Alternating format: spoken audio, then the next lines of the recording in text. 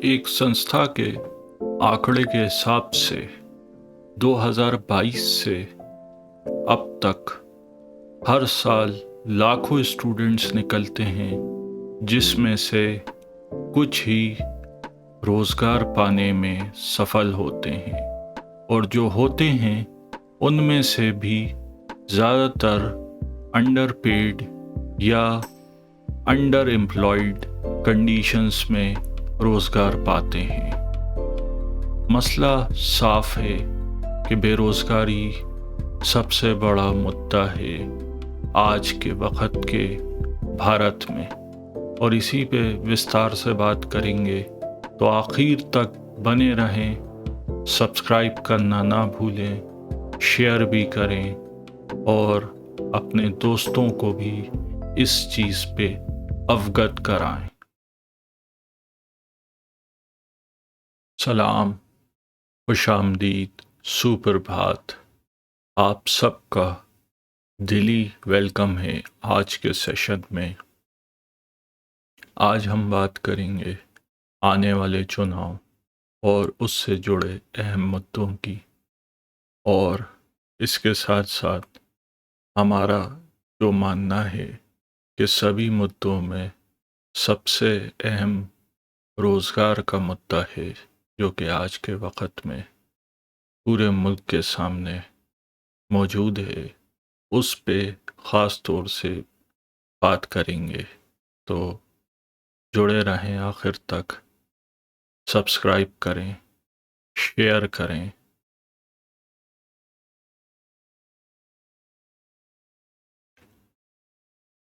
अगर किसी भी चुनाव की बात की जाए तो उस चुनाव में दो अंश हैं। एक ये कि ये समझना कि लोग क्या चाहते हैं। अगर कोई पार्टी लोगों की उन चाहतों को अपने मैनिफेस्टो में इंक्लूड करके उस पे बात करती है, तो निश्चित तौर पे लोगों का रुझान उस पार्टी की ओर जाएगा। दूसरा, कि लोगों की नज़र में कौन सी पार्टी है जो कि उन चाहतों पर डिलीवर कर सकती है, जो कि अपने वादे पूरे कर सकती है, ये भी उतना ही अहम है जितना कि लोगों की मांगों को, लोगों की चाहतों को समझना है। इसी के अंतर्गत अगर हर समय देखा जाए, वक्त वक्त पे जो कॉमन पैटर्न है इश्यूज़ का, मसलों का, वो तकरीबन मोर और लेस एक ही रहता है। जहाँ महंगाई से लोग परेशान होते हैं, दूसरा उसमें बेरोज़गारी, कम आमदनी, शिक्षा और स्वास्थ्य की महंगाई हुई सुविधाओं को प्राप्त करना, साथ ही नगरीय शहरों में आवास की परेशानी यानी हाउसिंग की, और ग्रामीण क्षेत्र में आधुनिक सुविधा यानी मॉडर्न फैसिलिटीज़ की कमी। ये सारा का सारा जो पॉइंट्स हैं वो आपको हर चुनाव में मिलेंगे, और इन्हीं के इर्द गिर्द पॉलिटिक्स घूमती है।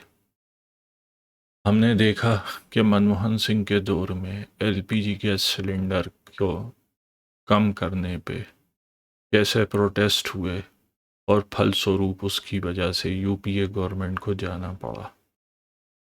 पास्ट में प्याज, अनियन की महंगी कीमतों की वजह से अटल बिहारी वाजपेयी की गवर्नमेंट को बहुमत खोना पड़ा। तो इन्फ्लेशन बहुत इम्पॉर्टेंट इशू है। किसानों की बुनकर, दर्जी, रंगरेज, इन सब की कम आमदनी, ये भी एक इशू चलता आ रहा है, जिसके अंतर्गत अभी किसान आंदोलन चल रहा है, जो कि एमएसपी की डिमांड करता है, यानी मिनिमम सपोर्ट प्राइस की, उनकी क्रॉप पे, as per recommendation of Swaminathan report. दूसरा एक मसला जिस पे बहुत स्कोर किया वो दिल्ली के अरविंद केजरीवाल हैं, जिन्होंने world class education facilities Delhi में आम जनता को प्रोवाइड कराई, वो भी रीजनेबल सब्सिडाइज्ड कॉस्ट में, जिसके अंदर दिल्ली के गवर्नमेंट के स्वचालित स्कूल्स शामिल हुए। उन स्कूलों में अच्छी पढ़ाई, कोचिंग, बच्चों को करियर गाइडेंस, साथ ही साथ उनको एक्स्ट्रा सरिकुलर एक्टिविटीज़ और स्पोर्ट्स के कई एवेन्यूज़ प्रोवाइड करना शामिल था। इसी चीज़ के आगे उन्होंने मोहल्ला क्लिनिक पे भी बहुत स्कोर किया, जहां उन्होंने दिल्ली के हर मोहल्ले में एक मोहल्ला क्लिनिक प्रोवाइड करने पे अपने वादे के चलते हुए काफ़ी काम किया। अब बात करें रूरल एरियाज़ में फैसिलिटीज़ प्रोवाइड करने की, तो इसके अंदर मध्य प्रदेश एक लिविंग एग्जाम्पल है, जहां पिछली सरकारों में ख़ास तौर से बीजेपी की सरकार शिवराज सिंह चौहान साहब की, जहां पे उन्होंने किसानों के लिए कई फैसिलिटीज़ प्रोवाइड करी गई, सस्ती बिजली और उसके साथ साथ जो है मंडियों में कई फैसिलिटीज़, डिजिटल मंडियाँ वो नेशनल गवर्नमेंट की तरफ से भी जारी थी और उसमें स्टेट का भी कंट्रीब्यूशन था। तो इन सब पे इन्होंने काफ़ी कुछ अर्न भी किया है, पॉलिटिशियंस ने ख़ास तौर से। लेकिन जो एक अनअटेंडेड इशू है अब तक, वो है अनएम्प्लॉयमेंट का। हमारे देश में पढ़े लिखे यूथ हज़ारों बल्कि लाखों की तादाद से हर साल ग्रेजुएट करते हैं और उसके बाद उनमें से कुछ ही जॉब पाने में सफल होते हैं। अगले साल फिर ग्रेजुएट करने वाला नया बैच आता है और उसमें से कुछ लोग जॉब पाते हैं। जो लोग जॉब नहीं पा पाते, ये एड अप होते जाते हैं। ऐसा होते होते एक बहुत बड़ा हिस्सा यूथ का अनएम्प्लॉयड रह जाता है, जिसके चलते वो छोटे मोटे काम और कई मौक़ों पे क्राइम की तरफ भी चला जाता है। ऐसा देखने में आया है कि इंजीनियरिंग के स्टूडेंट चोरी चकारी में पकड़े गए, ऐसे ही कई दूसरे स्टूडेंट फ्रॉड और 420 की स्कीमों में लग जाते हैं, जिसकी मूल स्वरूप वजह बेरोज़गारी यानी अनएम्प्लॉयमेंट ही है।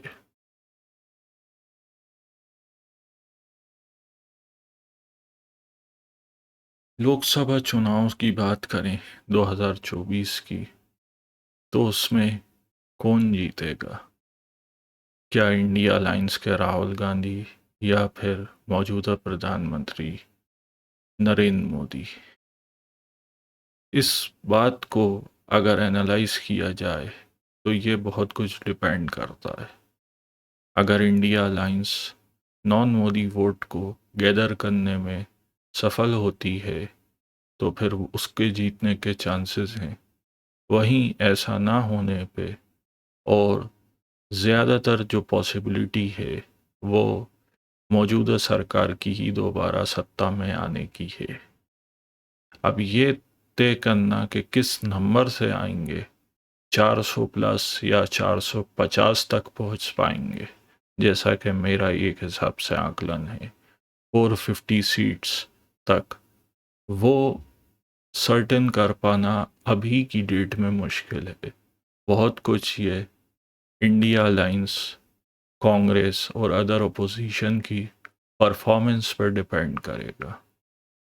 साथ ही हाल ही में लाए कानून CAA की वजह से अगर जनता का समर्थन स्विंग होता है मौजूदा सरकार की तरफ, तो हो सकता है कि नॉन मोदी वोट जिसके चलते इंडिया अलायंस फॉर्म हुई है, जो कि पिछले चुनाव में 63% था, वो घटकर 50% या 40% हो जाए और वोट शेयर के मामले में ही मौजूदा सरकार को प्रचंड बहुमत मिल जाए। ऐसा होने पे पूरी तरीके से विपक्ष और अपोजिशन इस देश में ख़त्म हो जाएगी। तो ये देखना दिलचस्प होगा। आगे चलते हैं। जैसा कि हमने शुरुआती दौर में बात की थी कि हर चुनाव से जुड़ी दो बातें होती हैं। पहला कि जनता की मांग क्या है, और दूसरा कि उन मांगों को पूरा कौन कर सकता है। तो अब हम दूसरे भाग पे आते हैं कि उन मांगों पे कौन पूरा कर सकता है, हु कैन डिलीवर इट। अगर हम prime minister Modi, BJP party से, और कांग्रेस के मिस्टर राहुल गांधी दोनों का एनालाइज करें, तो प्राइम मिनिस्टर मोदी को एज है क्योंकि वो चीफ मिनिस्टर भी रहे और 2 टर्म से प्राइम मिनिस्टर रहे। वहीं राहुल गांधी का कोई एज अ मिनिस्टर एक्सपीरियंस नहीं है। फिर इन पार्टियों के हम ट्रैक रिकॉर्ड्स को देखें तो यूपीए की सरकार 2004 से 2014 के कार्यकाल में अधिकतर जीडीपी हासिल करने में कामयाब होती है, 7.6% ऑन एन एवरेज। और यहाँ मोदी की सरकार की जीडीपी 6% प्लस समथिंग है। वहीं मोदी सरकार स्कोर करती है इन्फ्लेशन को कंट्रोल करने में, यानी महंगाई को कंट्रोल करने में, जो कि यूपीए के दौर में महंगाई की दर काफ़ी अधिक थी। वैसे ही कांग्रेस को उस वक़्त चैलेंज मिला ग्लोबल रिसेशन 2008 के रूप में, और मोदी सरकार को कोविड-19 के रूप में। दोनों ने उस चैलेंज के ऊपर भरपूर तरीके से परफॉर्म किया, लेकिन यहाँ फिर स्कोर किया मोदी सरकार ने, क्योंकि वो मुफ्त में वैक्सीन डिलीवर करने में कोविड से आई जो आर्थिक बदहाली है उसको वापस पटरी पे लाने पे, और कोविड को ज़्यादा अधिक फैलने से रोकने पर, इन सभी बिंदुओं पर सफल हुई। वहीं कांग्रेस की सरकार रिसेशन को उस हद तक भारतीय इकोनॉमी को डैमेज कराने से रोक पाई, लेकिन फिर भी बहुत अधिक डैमेज हुआ। इसके बाद सबसे बड़ा मुद्दा जो यूपीए और मोदी गवर्नमेंट के बीच में मोदी गवर्नमेंट को क्लियर विनर बनाता है, वो है सुरक्षा का, आतंकवाद से लड़ने का, और जम्मू एंड कश्मीर को पीसफुल करके वहाँ टूरिज़्म प्रमोट करने का। और ये पीसफुल मैं तुलनात्मक तौर पे कह रहा हूँ, एब्सोल्यूट टर्म्स में नहीं कह रहा। जो यूपीए के दौर में घटनाएं थीं और आज के दौर में जो हैं उनकी तुलना करें, तो उस हिसाब से मोदी काफ़ी कुछ उस रीजन को पीसफुल करने में सफल रहे हैं। आगे पढ़ते हैं और बात करते हैं अब आज के हमारे मेन मुद्दे की, जो कि है बेरोज़गारी का, अनएम्प्लॉयमेंट का। अनएम्प्लॉयमेंट जो है वो सबसे बड़ा मुद्दा आज देश के सामने बन के खड़ा हुआ है। इस मुद्दे के तहत कई लोग, जो इंडियन मिनिस्ट्री ऑफ एजुकेशन से आंकड़ा है उसके मुताबिक, हर वक्त 50 लाख लोग बेरोज़गार होते हैं, और हर साल 10 लाख लोग जो हैं वो ग्रेजुएट होते हैं, जिसमें से आधे ही जो हैं वो एम्प्लॉयमेंट पाते हैं। कॉलेज ग्रेजुएट की बात करें तो 1 करोड़ 2022 में, जिसकी इंक्रीज रेट जो है वो 16 लाख साल के हिसाब से होती है। वहीं इन सब स्टूडेंटों में से 2,26,000 स्टूडेंट हर साल 2010 से, या आज आंकड़ा बढ़ चुका होगा, बाहर जाता है पढ़ने। इसके साथ साथ जो 50% स्टूडेंट जो नौकरी नहीं पा पाता, तकरीबन उससे कम हो सकता है, वो ज़्यादा भी हो सकता है, वो मजबूरी दर्जन कहीं ना कहीं ऐसी नौकरी ढूंढता है जहाँ उसे शोषित किया जाता है और वो अंडर पेड रहता है। ऐसे पढ़े लिखे स्टूडेंट्स में degree graduates, MBAs, engineers, dentist, law graduate हज़ारों की तादाद में है, और ये आपको अपने इर्द गिर्द भी देखने को बड़े आराम से मिल जाएंगे। तो आज के वक्त में ये सबसे बड़ा मुद्दा है, क्योंकि ये हर साल कंपाउंड हो रहा है। हर साल नया बैच आता है, मार्केट में सप्लाई डिमांड का ग्राफ बिगड़ता है। सप्लाई बहुत ज़्यादा है, डिमांड उतनी है नहीं, चुनाचे एक्सप्लॉइटेशन की तरफ जो है वो ये पूरा का पूरा ट्रेंड लेके जाता है, जहाँ स्टूडेंट्स को एक्सप्लॉइट किया जाता है अंडर पेमेंट से। और इन सब के ऊपर सरकार ने आज तक, चाहे वो कांग्रेस की हो या बीजेपी की, कोई भी ठोस कदम नहीं उठाया। कदम उठाने की बात करें तो हम आगे देखते हैं कि इसकी क्या क्या कदम उठा के इस समस्या को हल किया जा सकता है, या उस हल करने की दिशा में इसको कंटेन करने के लिए क्या स्टेप्स लिए जा सकते हैं, क्या अप्रोचेस हो सकती हैं। आइए अब हम चलते हैं।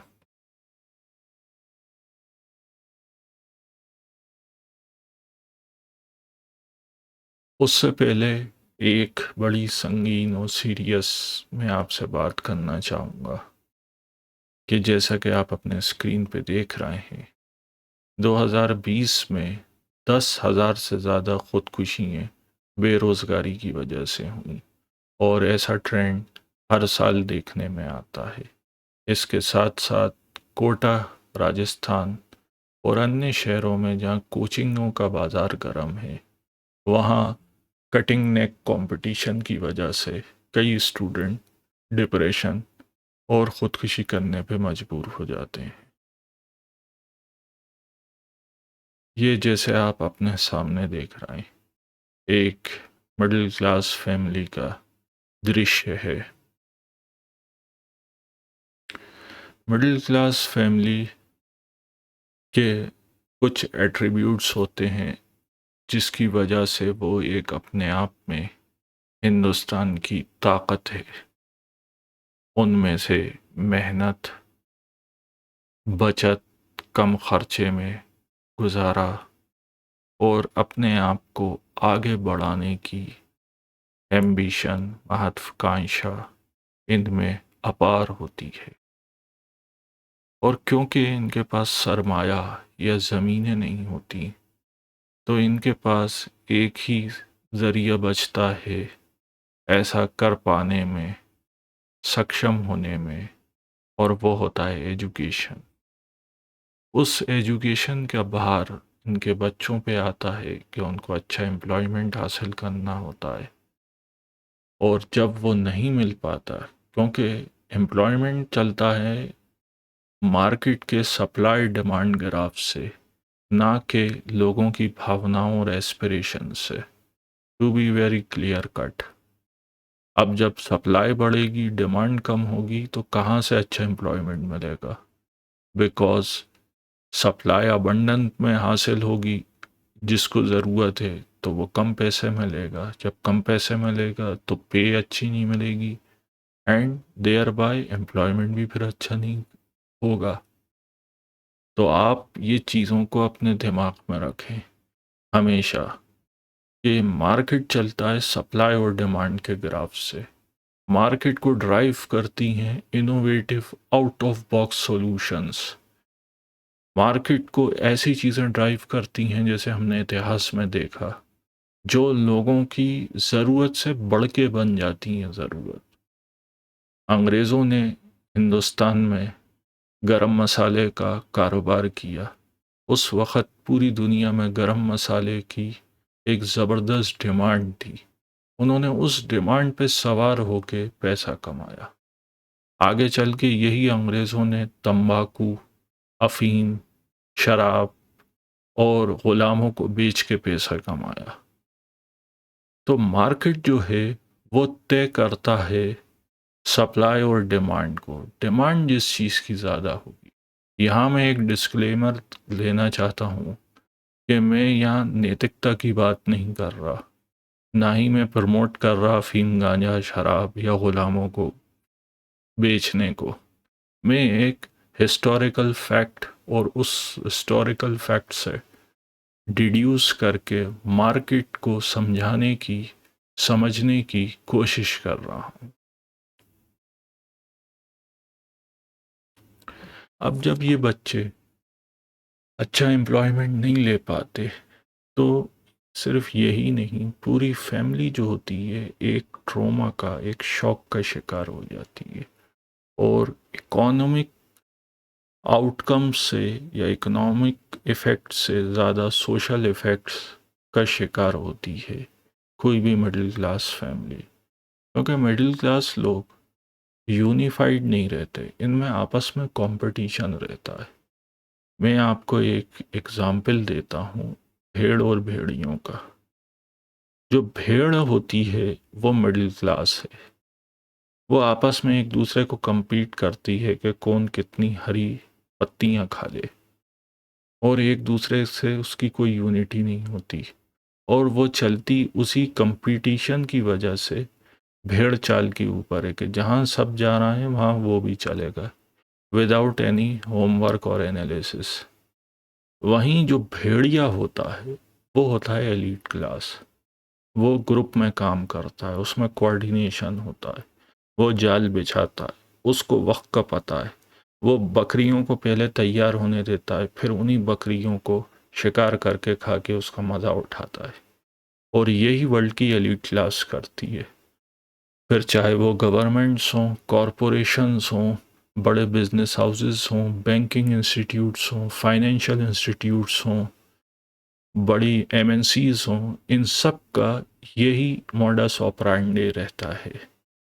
तो आपको ये समझना होगा और तय करना होगा कि आप भेड़ बनना चाहते हैं या भेड़िया। आगे चलते हैं।